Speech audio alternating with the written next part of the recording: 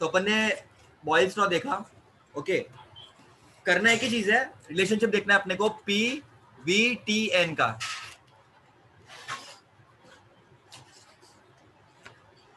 तो अपने को रिलेशनशिप भी देखना है इन चारों क्वांटिटीज का, right, P V T N का। तो अपने बॉयल्स लॉ में pressure is inversely proportional to volume देख लिया, right.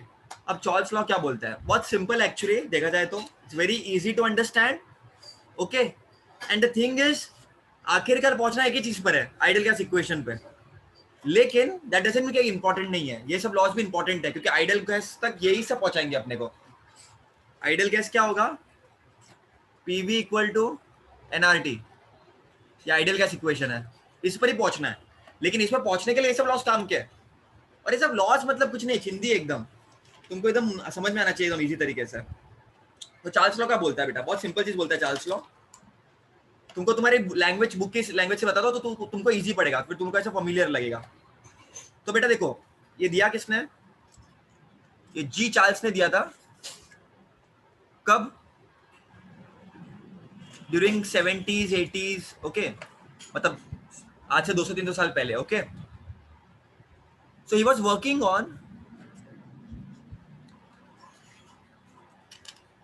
On influence of temperature on volume of gases। मतलब टेम्परेचर के कारण वॉल्यूम घटेगा या बढ़ेगा, इसको दिमाग से सोचेंगे अपन वापस, लेकिन फिर भी। और देखो, मैं तुमको ना एक डायग्राम दिखाता हूँ, ये डायग्राम को देखो पहले तो, और कुछ बताओ मेरे को क्या होगा। पहले मैं तुमको डायग्राम दिखाता हूँ, फिर तुम इन्फर करना खुद, ठीक है। यहाँ पर क्या था, मैंने प्रेशर कांस्टेंट लिया, 1 एटमॉस्फेयर 1 एटमॉस्फेयर, दोनों में प्रेशर कांस्टेंट है। अब देखो यहाँ पर वॉल्यूम कितना है, 2 लीटर है। टेम्परेचर देखो V1 T1, यहाँ पर V2 ये T2। अब देखना, टेम्परेचर जैसे तुमने इंक्रीज किया वॉल्यूम बढ़ गया, 300 केल्विन से 600 केल्विन पे चले गए तुम, तो वॉल्यूम तुम्हारा पहले 2 लीटर था, अब तुम्हारा वॉल्यूम 4 लीटर बन चुका है बेटा। तो एक चीज तो समझ में आ गई, जैसे टेम्परेचर इंक्रीज किया वॉल्यूम भी इंक्रीज हो गया। अब इसको लॉजिकली समझते हैं कैसे। देखो बेटा, पर P कांस्टेंट है and L also is constant, N is number of moles. एक कंटेनर में तुमने एक फिक्स्ड अमाउंट ऑफ गैस भरा है, और ये फिक्स्ड अमाउंट ऑफ गैस भरा है तो वॉल्यूम कैसे बढ़ रहा है फिर, सोचो थोड़ा। देखो बेटा, तुमने टेम्परेचर बढ़ाया ना, तो मॉलिक्यूल्स देखो they have got some kind of energy, भागेंगे, लेकिन प्रेशर तुमने कांस्टेंट रखा है, तो कुछ ना कुछ तुमको करना पड़ेगा ना। प्रेशर को तुमने कांस्टेंट रखा है तो तुमको वॉल्यूम तो बढ़ाना ही पड़ेगा अपनी, इसीलिए वॉल्यूम बढ़ा बेटा, इसलिए पिस्टन मूव की और थोड़ा वॉल्यूम बढ़ गया, लेकिन प्रेशर कांस्टेंट है बेटा, याद रखना है चीज को। तो इट इज वेरी इंपॉर्टेंट। तो अपन क्या लिख सकते हैं इधर, for a fixed amount of mass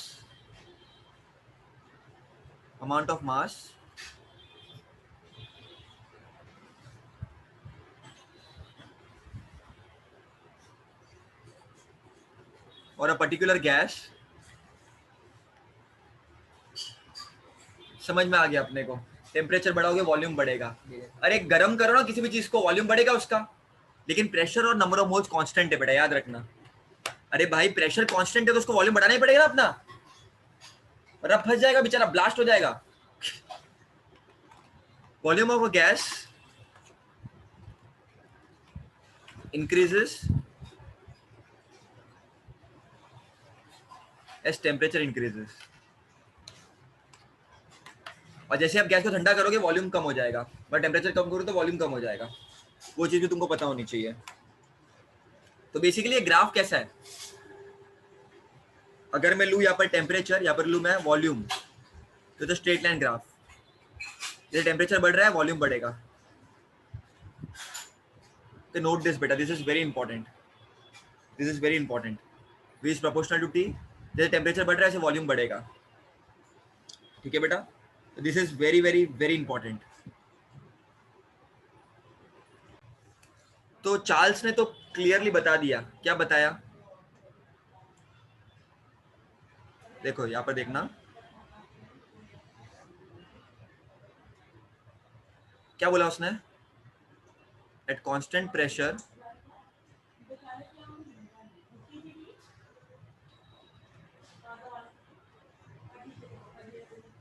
the volume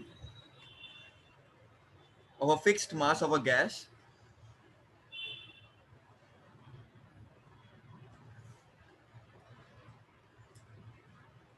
is directly proportional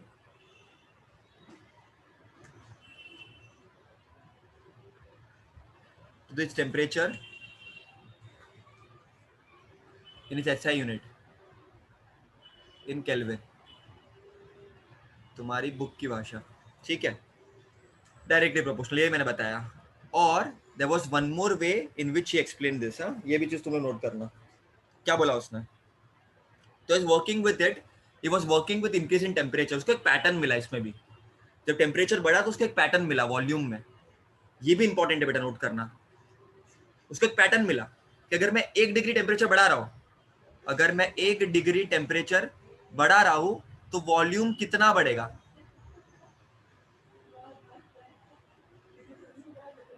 तो ये भी उसको पैटर्न मिला बेटा, अगर मैं 1 डिग्री टेम्परेचर बढ़ाता हूं तो मेरा वॉल्यूम कितना बढ़ेगा.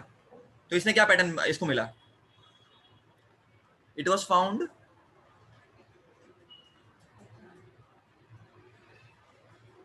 that for an every degree, that for an increase in every degree of temperature,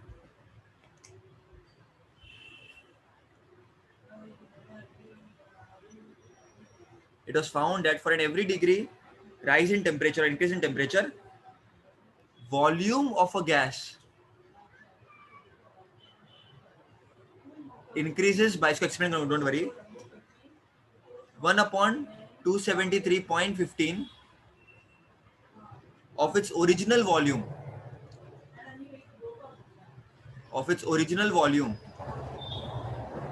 at 0 degree Celsius. Now this is very interesting. हाँ बेटा, this is very interesting. ये है क्या बताऊंगा, don't worry. एक्चुअली ये बता क्या रहा है, बच्चे डर जाते हैं ऐसा कैसा, अभी तक तो सब अच्छे थे, इतना हार्ड नहीं है, समझ लेंगे इसको भी, बहुत इजी है. देखो ये ऊपर वाला तो तुमको समझ में आ गया होगा, है ना. इसको मैं रफ कर देता हूँ, अब तुम लोग देखना ढंग से. देखो डरने का नहीं, ये मेरे से तो नहीं होगा लवन, छोड़ो इसको. अगर तुमको एग्जाम में फुल मार्क्स चाहिए तुमको सेकंड वाला स्टेटमेंट ही लिखना पड़ेगा. Okay, because this was the best statement which he give. It's more accurate statement basically. अब क्या बोला है देखो, it was found that for an increase in every degree, मतलब अगर 1 डिग्री सेल्सियस या कुछ भी बढ़ा रहे हो तुम, इंक्रीज कर रहे हो टेम्परेचर, तो तुम्हारा वॉल्यूम कितना बढ़ेगा.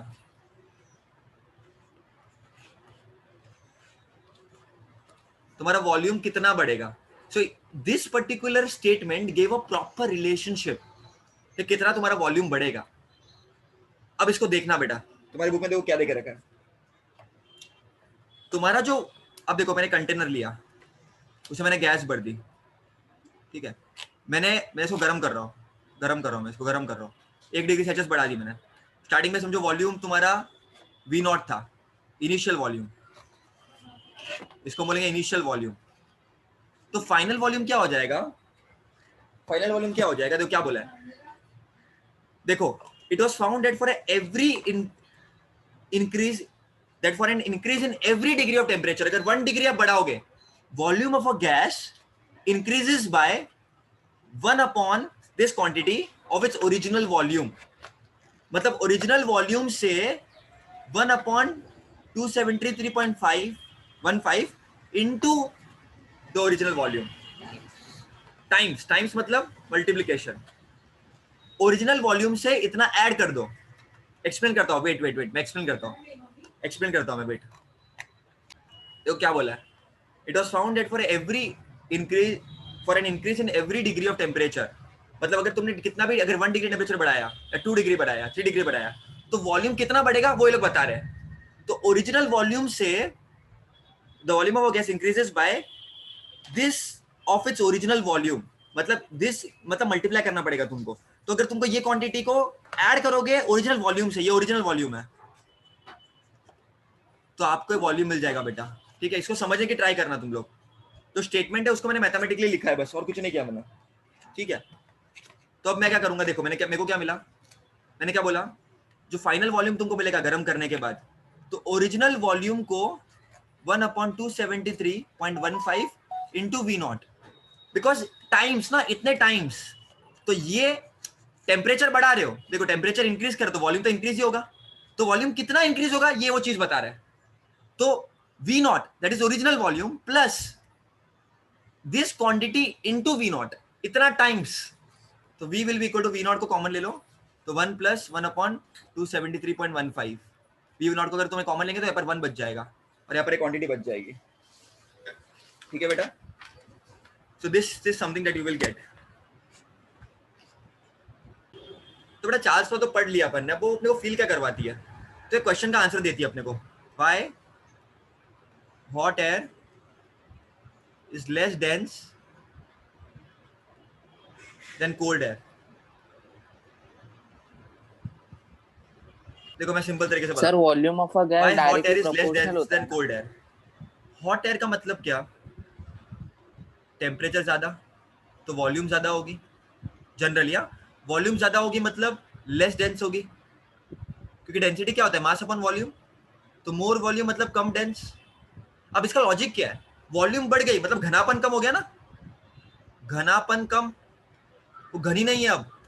लेकिन जब कोल्ड एयर है, टेम्परेचर कम वॉल्यूम कम, तो ये मोर डेंस होगी, क्योंकि वॉल्यूम कम मतलब एक जगह पे ज्यादा मॉलिक्यूल्स है ना। तो अपन बोलते हैं ना, hot air expand and cold air contract. Expand होगी मतलब डेंसिटी कम हो जाएगी, और कॉन्ट्रैक्ट होगी मतलब डेंसिटी बढ़ जाएगी। यही रीजन है बेटा, और यही चार्ल्स ने बोला है। कोई चार्ल्स के लॉ से ही तो मालूम पड़ा ही है। और वैसे भी समझ सकते हो, हॉट एयर टेम्परेचर ज्यादा होगा है ना, तो मॉलिक्यूल दूर भागेंगे तो कम डेंस होंगे, तो वैसे भी समझ सकते हो इसको, बट ये तरीके से भी समझ सकते हो तुम। देखो बेटा, तुमने ये समझा था, अभी ग्राफ को समझने की ट्राई करना, एकदम सिंपल एक्चुअली, रिलेशन ही बताता है। Volume is directly proportional to temperature, so basically more the temperature more the volume will be. ठीक है, अब यहाँ पर देखना, जैसे टेम्परेचर इंक्रीज हो रहा है वॉल्यूम इंक्रीज हो रहा है, बराबर के नहीं। अब तुम देखोगे ना एक फिक्स्ड वॉल्यूम पे, अगर तुमको एक फिक्स्ड वॉल्यूम लो, ठीक है, तो तुमको क्या मिलेगा, देखो, या तो तुम समझो फॉर एग्जांपल एक लाइन कट कर दो, तो what you will find it, then you will go for Boyle's law and you will check क्या कंडीशंस है। जैसे मैं तुमको एक और ग्राफ बताता हूँ, तुम्हारी बुक में शायद नहीं है वो, I will tell you one more graph, या तो चलो एक काम करता है, वो वाला तुमको मैं लॉग वाला बताऊंगा तो तुमको समझेगा। समझो ऐसे मैंने लाइन खींची है, अभी इस केस में क्या हो रहा है, दोनों का वॉल्यूम फिक्स्ड है। अब प्रेशर क्या होगा, देखो यहाँ पर इसका समझो प्रेशर है, अब इसका टेम्परेचर कैसा होगा, या तो इसको छोड़ो मैं तुमको सिंपल तरीके से बता दो, चलो इसको अपन आगे करेंगे, इसको मैं आगे डिटेल में करेंगे, इसको अपन आगे डिटेल में करेंगे। फिलहाल इतना समझ जाओ ये ग्राफ से कि भाई तुम टेम्परेचर बढ़ा रहे हो तो वॉल्यूम इंक्रीज होगा, है ना। और ये अपन आइडियलिटी की तरफ जा रहे हैं। एक्चुअल में जब देखेंगे ना अपन आइडियल गैस, तो वैसी कोई गैस होती नहीं है ना, कोई आइडियल स्टूडेंट होता है ना, तो आइडियल गैस भी नहीं होगी। तो ये चीजें, ये लॉ में भी फ्लॉ होगा, तो कैसे मैं तुमको बताऊंगा आगे, और कौन सी लॉ उसको फिक्स करेगी। तो अभी के लिए इतना याद रखना, जैसे टेम्परेचर बढ़ाओगे तो वॉल्यूम बढ़ेगा, और दो अलग अलग प्रेशर के लिए लिया है मैंने, ठीक है, तो ये चीज भी तुम ध्यान रखना। ठीक है, तो अपन ने इसमें इतना ही पढ़ा फिलहाल चार्ल्स लॉ में, स्टेटमेंट, उसका मैथमेटिकल थिंग और एक ग्राफ, दैट्स इट। एक ग्राफ आइडिया देता हूँ मैं, समझो एक लाइन बनाता हूँ मैं, ठीक है, फिक्स वॉल्यूम कर देता हूँ मैं। तो इसका टेम्परेचर देखो ऐसे होगा, इसका टेम्परेचर इधर होगा, तो P2 का टेम्परेचर T2 है, ये T1 है। अब T2 बड़ा है T1 से, and pressure is directly proportional to temperature, तो टेम्परेचर बढ़ेगा तो प्रेशर बढ़ेगा, तो P2 will be greater than P1। क्योंकि देखो मैं अगर फिक्स्ड वॉल्यूम ले रहा हूँ, तुम लोग ने ऐसे कंपेयर किया होगा, ये बड़ा लाइन है तो बड़ी होगी ऊपर है, ऐसा नहीं सोचने का भाई, इधर वॉल्यूम है, ये ग्राफ किसका है वो भी देखने का, खंजरगिरी नहीं करने का डायरेक्टली। ठीक है, रुक जाओ। तो बेटा देखो मैंने फिक्स्ड वॉल्यूम ले लिया है, तो मुझे देखो ये पॉइंट लिया मैंने, और यहाँ पर मैंने एक एक्स्ट्रापोलेट किया एक्स एक्सिस पे टेम्परेचर, तो इसका T1 है, इसका टेम्परेचर T2 है। अब T2 ग्रेटर देन T1 है, तो टेम्परेचर ज्यादा होगा इसका, इस पर्टिकुलर गैस का, ये एक पर्टिकुलर प्रेशर पे, तो अगर टेम्परेचर ज्यादा होगा तो इसका प्रेशर भी ज्यादा होगा। P is proportional to T। कौन सा लॉ में देखा था अपन ने? मतलब देखेंगे, तुमको बताऊंगा आगे। प्रेशर बढ़ेगा तो टेम्परेचर बढ़ेगा, एक है बस concept. At 300 Kelvin certain mass of a gas occupies इतना volume, calculate its volume at 450 Kelvin। मैंने क्या बोला? P is proportional to T, नहीं volume is proportional to T ना, तो क्या हो जाएगा? V will be equal to KT। तो V1 T1, तो ये क्या हो जाएगा? V upon T will be equal to K, constant हो जाएगा। मैंने समझ टेम्परेचर बढ़ा दिया, ये V1 T1 है, तो वापस V2 T2 will be equal to K is constant. Therefore V1 T1 equal to V2 T2 हो जाएगा। बस पुट कर दो। वॉल्यूम कितना स्टार्टिंग में? 1 इंटू 10 टू द पावर -4 और ये 300 है, फिर वॉल्यूम कितना होगा? और ये 450 केल्विन है। बस V2 क्या हो जाएगा? 450 into 10 to the power -4 upon 300, cut cut 15 2 15 3 तो बस 3/2 into 10 to the power -4 V2। तो क्या आएगा answer? What ever answer comes, solve it. ठीक है बेटा, solve the value, will get the value basically, है ना। 1.5 into 10 to the power -4 dm3। कैसे मिला मुझे? ये वाला रिलेशन से जो मैंने पहले भी बताया था तुमको, है ना। तो दिस इज द न्यूमेरिकल।